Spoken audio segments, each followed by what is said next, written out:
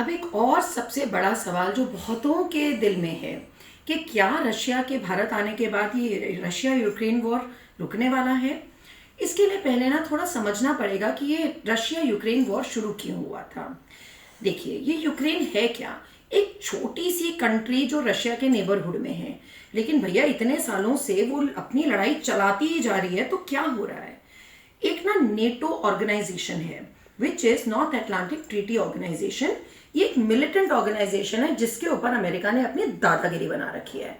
मतलब वो ये कहता है कि भाई नेटो में मिल जाओ और कल को तुम्हारी कंट्री में जो भी लड़ाई होगी ना, तो हम सब मिल के, जितनी ये सब कंट्रीज हैं नेटो की, वो सब मिल के लिए तुम्हारे लिए लड़ेंगी। जैसे पुराने जमाने में राजाओं की नहीं लड़ाई होती थी कि एक राजा ने दूसरे के ऊपर कूच कर दिया तो वो बाकी अपने दोस्तों से कहता था आ जाओ मिल के लड़ाई करेंगे। तो बिल्कुल वही पुराने जमाने की दादागिरी अमेरिका ने अभी भी बना रखी है नेटो के चलते। मिलिट्री ऑर्गेनाइजेशन है ये। तो अब जी वो कहता है कि यूक्रेन को कि भाई तुम नेटो में मिल जाओ, और यूक्रेन कहता है जी मैं मिल जाता हूं, मैं तो छोटी सी कंट्री हूं, अगर अमेरिका से मुझे एक काइंड ऑफ प्रोटेक्शन मिल जाएगी तो मैं क्यों नहीं जुड़ूंगा। अब रशिया कहता है कि भाई तुम मेरे पड़ोस में, सब कुछ मेरे जैसे, क्यों मैं अमेरिका को यहाँ पे तुम्हारा मिलिट्री बेस दे दूं। और बड़ी बात यह है कि अमेरिका को यहाँ मिलिट्री बेस चाहिए क्यों।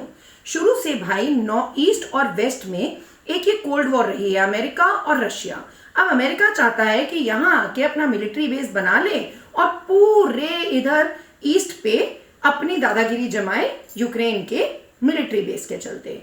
तो रशिया ने कहा भैया मैं तुम्हें यहाँ मिलिट्री बेस नहीं बनाने दूंगा, यूक्रेन नहीं जुड़ेगा नेटो में।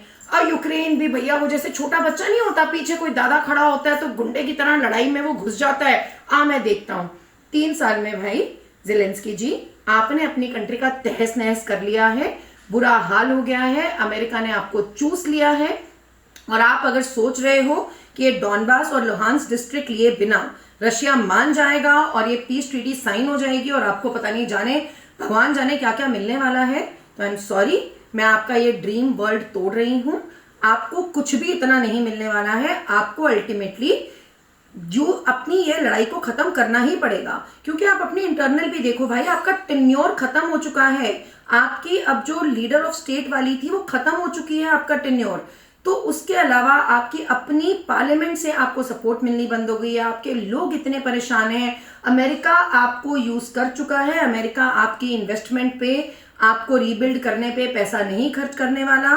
आप यूज हो चुके हो। वो आपको लेकर भी अब मिलिट्री बेस बनाने के उसके बहुत जो मंसूबे थे वो बहुत सक्सेसफुल नहीं होने वाले।